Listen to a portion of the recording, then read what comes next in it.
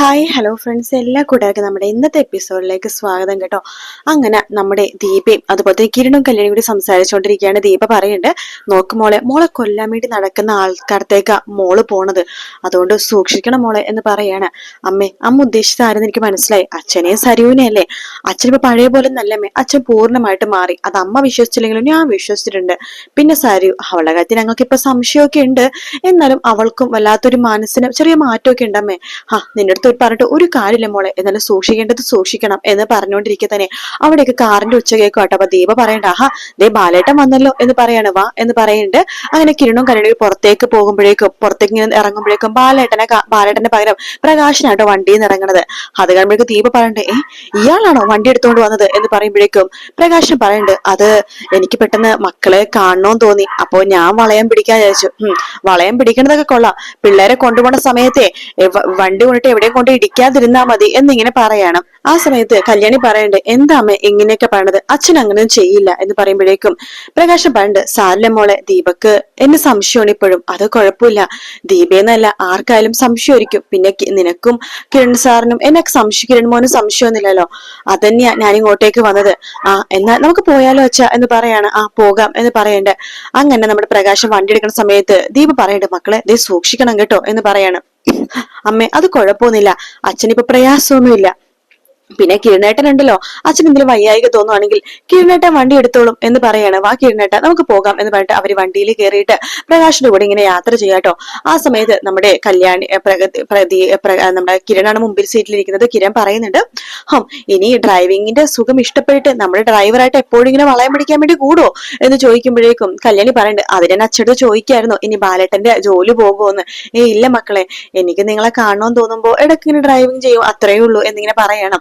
അപ്പോഴേക്കും കിരൺ പറയണ്ട്, അതെ ഈ വണ്ടിയെ മുമ്പത്തെ വണ്ടി പോലെയൊന്നും അല്ല, ഇപ്പൊ ഫുൾ ഓട്ടോമാറ്റിക് ആണ്, അതുകൊണ്ട് ബ്രേക്ക് ഒന്നും ഊരെടുത്ത് കളയാൻ പറ്റുമെന്നില്ല. മോനെന്താ മോൻ ഇങ്ങനെ പറയണത്, മോനിപ്പോഴും എന്നെ വിശ്വാസമില്ലേ എന്ന് പ്രകാശം ചോദിക്കുമ്പോ കല്യാണി പറയണ്ട, അച്ഛാ അത് അച്ഛന് വിശ്വാസം ഇല്ലാഞ്ഞിട്ടൊന്നും അല്ല, കിരണേട്ടന് അച്ഛന് നല്ല വിശ്വാസമാണ്. പിന്നെ പഴയ കാര്യങ്ങളെ ഇടയ്ക്ക് കിരണേട്ടന് ഓർമ്മ വരും, അതുകൊണ്ട് ഇങ്ങനെ പറയണമെന്നേ ഉള്ളൂ. പറഞ്ഞോട്ടെ മോളെ, എനിക്ക് കുഴപ്പമൊന്നുമില്ല, ഇതൊക്കെ കേട്ടാലും എനിക്ക് പ്രശ്നമൊന്നുമില്ല, നിങ്ങൾ എന്നെ സ്നേഹിക്കുന്നുണ്ടല്ലോ. അതൊക്കെ ശരി തന്നെയാണ്, പക്ഷെ തന്റെ മോനുണ്ടല്ലോ, ജീവന്റെ ജീവനായ മോൻ, അവൻ പുറത്തു വരുമ്പോഴാണ് തന്റെ ശരിക്കുള്ള സ്വഭാവം അറിയാൻ പോണത് എന്ന് പറയുമ്പോ പ്രകാശം പറയണ്ട, ഒരിക്കലും ഞാൻ മാറില്ല മോനെ, എനിക്കിനി മാറാനും സാധിക്കില്ല. അവൻ പുറത്തു വന്നിട്ട് അവൻ എന്റെ പെമ്മക്കളെ കൊല്ലാൻ എങ്ങാനും നോക്കുകയാണെന്നുണ്ടെങ്കിൽ ഞാൻ ജീവനോടെ ഇരിക്കുമ്പോൾ അതിനൊന്നിനും ഞാൻ സമ്മതിക്കില്ല മോനെ, ഇത് ഞാൻ തരുന്ന വാക്കാണ്. എന്റെ പെമ്മക്കളുടെ മേത്ത് ഒരു കരിനിഴല് പോലും അവന് വീഴാൻ പോലും ഞാൻ സമ്മതിക്കില്ല എന്ന് പ്രകാശം പറയാട്ടോ. അങ്ങനെ ഇവര് സംസാരിച്ചിട്ട് പോയിക്കൊണ്ടിരിക്കുന്ന സമയത്ത് റോഡരികെ സ്റ്റെഫി നിൽക്കുന്നുണ്ടായിരുന്നു. സ്റ്റെഫി ഇവര് പോകുന്നത് കാണുന്നുണ്ട് കേട്ടോ, പക്ഷെ ഇവര് സ്റ്റെഫിനെ കാണുന്നില്ല, സ്റ്റെഫി ഇവര് പോകുന്നത് കാണുന്നുണ്ട്. അങ്ങനെ സ്റ്റെഫി അങ്ങനെ ഇത് പ്രകാശനല്ലേ, ഇയാളെ അവരുടെ കൂടെ കൂടിയോ എന്ന രീതിയിൽ സ്റ്റെഫി ഇങ്ങനെ നോക്കുന്നുണ്ട്. ശേഷം സ്റ്റെഫി നേരെ പോണത് നമ്മുടെ ഗംഗപ്രസാദിനെ കാണാൻ വേണ്ടിയിട്ടാണ്, ജയിലിലേക്ക് പോകുന്നുണ്ട്. അപ്പൊ ഗംഗപ്രസാദ് വരുന്നുണ്ട്. നീയായിരുന്നു? അതെ, ഞാൻ നിന്നോടൊരു കാര്യം പറയാൻ വേണ്ടി വരുമായിരുന്നു എന്ന് പറയണേ. എന്താടി? അതെ, ഇവിടെ വിക്രം എന്ന് പറഞ്ഞ ഒരുത്തനില്ലേ, ഉണ്ട്, അവന്റെ അച്ഛനല്ലേ പ്രകാശൻ, അയാളാ ഇപ്പൊ കിരണിന്റെ കല്യാണ ഡ്രൈവർ. ഓഹോ, അപ്പൊ അയാൾ മറുകണ്ഠം ചാടിയല്ലേ? ചാടിയ പോലെ എനിക്ക് തോന്നിയത്. ഇനി അയാള് വേറെ ഉദ്ദേശത്തോടെയാണ് അവരുടെ വണ്ടിക്ക് ഡ്രൈവർ ആയെന്ന് അറിയില്ല, പക്ഷെ അത് വെച്ച് നമുക്കൊരു പ്ലാൻ തയ്യാറാക്കിയല്ലോ ഗംഗെ. നീ എന്താ ഉദ്ദേശിക്കണത്? ഞാൻ അങ്ങനെ കുറച്ച് കാര്യങ്ങളൊക്കെ ഉദ്ദേശിക്കുന്നുണ്ട്, അതൊക്കെ വഴിയെ പറഞ്ഞു തരാം. അല്ല നീ പുറത്തിറങ്ങണ കാര്യം എന്തായടാ? ഞാനും പുറത്തിറങ്ങാൻ വേണ്ടി ശ്രമിക്കുന്നുണ്ടടി, എങ്ങനെയെങ്കിലൊക്കെ പുറത്ത് ചാടാം എന്ന് പറയണം. അപ്പോഴേക്കും വിക്രം പറയണ്ട, മിക്കവാറും ഗംഗ പറയണ്ട, വിക്രമിന് പരോള് കിട്ടാൻ ചാൻസ് ഉണ്ട്, അങ്ങനെയുണ്ടെങ്കിൽ നമുക്ക് അവനോട് ചാവേറാക്കാം നല്ലൊരു ആയുധാവൻ എന്ന് പറയുമ്പോ അത് കേട്ടിട്ട് നമ്മുടെ സ്റ്റെഫിയും പറഞ്ഞത്, അത് ശരിയാണ്, പിന്നെ ഇവിടെ മറ്റേ റോബോട്ട് ഉണ്ടടി എന്ന് പറയാണ്. റോബോട്ടോ? അതാരാടാ എന്ന് ചോദിക്കുമ്പോ നിനക്ക് മനസ്സിലായി, റോബോട്ട്, നമ്മുടെ റോബോട്ട്. ആര്? എടി നിന്റെ പുറകെ നടന്നില്ലേ തമിഴ്നാട്ടിൽ വെച്ചിട്ട് അവൻ. ഓഹോ, അവനോ? ശരിക്കും പറഞ്ഞാൽ ഞാൻ അവന്റെ വലയിൽ വീണതാണല്ലോ അന്ന്. എന്നിട്ട് നിന്നെ പോലും മറന്ന് അവന്റെ വലയിലേക്ക് ഞാൻ വീണുപോയി. അതെ, നീ വലിയ പണക്കാരിയാച്ചു, നിന്റെ പുറകെ നടന്നതല്ലേ അവനിവിടെ ഉണ്ടടി. അവന്റെ പേര് റോബോട്ട് എന്നല്ലോ, എന്തോ മൂന്നാർ മുരുകൻ എന്നല്ലേ? അതെ, ഇവിടത്തെ പേര് മനോഹർ എന്നാണ്, പക്ഷെ യഥാർത്ഥ പേര് മൂന്നാർ മുരുകൻ എന്നാണല്ലോ. ഓഹോ, അവന്റെ വാർത്തയ്ക്ക് ഞാൻ TV കണ്ടിരുന്നു. ഈ ജയിലിലേക്കാണ് അവനെ കൊണ്ടുവന്നത്. അതെ, ശരിക്കും പറഞ്ഞാൽ അവനെ ഒരുപാട് ഹെൽപ്പ് ഒക്കെ ചെയ്തിട്ടുണ്ടല്ലോ അവിടെ. അത് ശരിയാണ്, എന്റെ പുറകെ നടന്നതുണ്ടെങ്കിലും നിന്നെ ഒരുപാട് ഹെൽപ്പ് ഒക്കെ ചെയ്തിട്ടുണ്ട്. ഇവിടെ ഞങ്ങളിപ്പോ ഒരു ഗ്യാങ് ആടി, എങ്ങനെയെങ്കിലൊക്കെ ഇവിടുന്ന് പുറത്ത് കിടക്കണം. അതിന് അവന്റെ ബുദ്ധിയും കൂടി വേണം. എന്തായാലും ഞാൻ ഈ കാര്യം അറിയിക്കാൻ വേണ്ടി വന്നതാ. ശരിയടി, പുറത്ത് നടക്കുന്ന കാര്യങ്ങൾ അപ്പൊ നീ എന്നെ അറിയിക്കണം. ശരിയിടാ എന്നൊക്കെ പറഞ്ഞിട്ട് നമ്മുടെ സ്റ്റെഫി അവിടെ നിന്ന് പോവുകയാണ്. ശേഷം ഗംഗപ്രസാദ് വിക്രത്തിന്റെ അടുത്തേക്ക് വരുന്നുണ്ട്. വിക്രം അവരൊരു പണി ചെയ്തുകൊണ്ടിരിക്കുകയായിരിക്കും കേട്ടോ. രാഹുൽ കുറച്ച് മാറി നിന്നിട്ടാണ് പണി ചെയ്യണത്. അപ്പൊ വിക്രം ചോദിക്കണ്ട, ആരാ ചേട്ടാ വന്നേന്ന് ചോദിക്കുമ്പോ സ്റ്റെഫിയാ വന്നത്. ഓ, എന്തു പറഞ്ഞു കാമുകി? ഒന്നും പറഞ്ഞില്ല, നിന്നെ കുറിച്ചായിരുന്നു പറഞ്ഞത്. എന്നെ കുറിച്ചോ? അതെ, നിന്റെ അച്ഛനുണ്ടല്ലോ, അയാളിപ്പോ കല്യാണിന്റെ കിരണിന്റെ ഡ്രൈവറാണെന്ന്. ഓഹോ, അപ്പൊ അയാൾ മറുകണ്ഠം ചാടിയല്ലേ? അതേക്കെ പോലെയാ തോന്നണത്. നീ ഇവിടുന്ന് പുറത്തിറങ്ങാണെങ്കിൽ അയാളെ വെച്ച് ഒരു പണി കൊടുക്കാടാ അവർക്കിട്ട്. കൊടുക്കണം. അയാളെങ്ങാനും അവരുടെ കൂടെ കൂടിയെങ്കിൽ അയാളെ ഞാൻ കൊന്നുകളയും. അമ്മുമ്മ നേരത്തെ അവരുടെ കൂടെ കൂടിയതാണ്. പിന്നെ അവരൊരു കിളവിയല്ലേ, സ്ത്രീയല്ലേ, ഞാൻ അവരെ വിട്ട് കളഞ്ഞതാ. പക്ഷെ ഇയാളെങ്ങാനും മറുകണ്ഠം ചാടെങ്കിൽ ഇയാളുടെ അന്ത്യം എന്റെ കൈ കൊണ്ടിട്ടായിരിക്കും എന്ന് വിക്രം പറയാട്ടോ. അതിനുശേഷം വിക്രം പറയണ്ടേ, എന്നെ പെണ്ണുങ്ങളെ വെറുക്കാൻ വേണ്ടി പഠിപ്പിച്ചത് അയാളാണ്.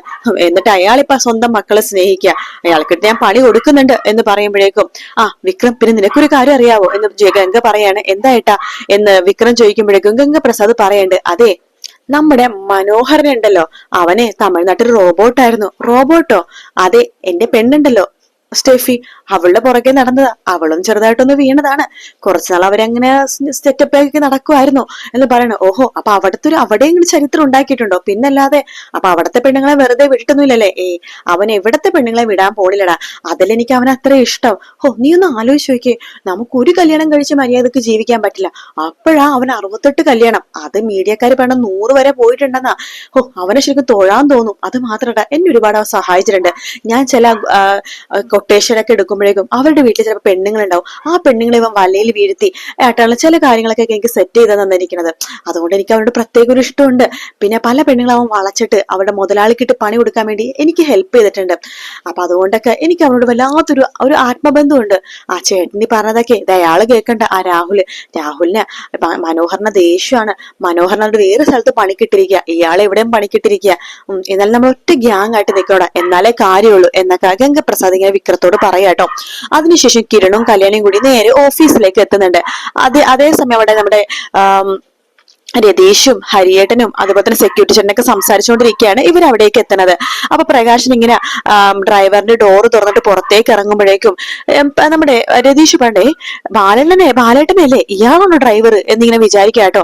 അപ്പോഴേക്കും പ്രകാശനെ കാണുമ്പോ രതീഷ് ചോദിക്കണ്ടോ, ഓഹോ, നിങ്ങൾ ഇവര് ഡ്രൈവറായോ? കൊള്ളാം, അപ്പൊ ബ്രേക്ക് കളയാൻ എളുപ്പമായല്ലോ അല്ലെ എന്ന് പറയുമ്പോഴേക്കും കല്യാണി പറയണ്ടേ, രതീഷ് ഏട്ടാ അങ്ങനെയൊന്നും പറയല്ലേ, അച്ഛൻ പഴയ പോലെ ഒന്നുമല്ല. എന്നാലും കല്യാണി ഒരുപാടൊന്നും വിശ്വസിക്കണ്ട. ഇയാളുടെ പൊന്നോമന മോൻ വരുമ്പോഴേക്ക് ഇയാളുടെ സ്വഭാവം മാറും എന്നിങ്ങനെ പറയാണ്. അതൊന്നും ഇല്ല രതീഷ് ഏട്ടാ, അച്ഛനിപ്പോ ഒരുപാട് മാറി. അച്ഛൻ എന്തെങ്കിലും കഴിച്ചായിരുന്നോ? ഇല്ല മക്കളെ, ഒരു ചായ മാത്രമേ കുടിച്ചുള്ളൂ. എങ്കിൽ വാ, ക്യാൻറ്റീനിൽ പോയിട്ട് നമുക്ക് കഴിക്കാം എന്ന് പറഞ്ഞിട്ട് പ്രകാശനെയും കൂട്ടിക്കൊണ്ട് കല്യാണി ക്യാൻറ്റീനിലേക്ക് പോകുവാട്ടോ. അതേ സമയമാണെന്നുണ്ടെങ്കിൽ കിരണിനോട് രതീഷ് പറയുന്നുണ്ട്, അതെ കിരൺ സാറേ, ഒന്ന് സൂക്ഷിച്ചാൽ കൊള്ളാം എന്ന് പറയുമ്പോ എന്ത് ചെയ്യാനാ, അവൾക്ക് അയാളെ ഭയങ്കര വിശ്വാസമാണെന്ന് പറയുമ്പോ ഹരിയേട്ടൻ പറയുന്നുണ്ട്, അതിന് കാരണമുണ്ട് കിരൺ സാറേ. കല്യാണിനെ ഇവിടെ വന്നപ്പോ മുതൽ എനിക്കറിയാം. കിരൺ സാർ കാണുന്ന മുമ്പേ ഞാൻ അവളെ കണ്ടതാണ്. അവൾക്ക് അച്ഛനെന്ന് വെച്ചാൽ അന്നേ ജീവനായിരുന്നു.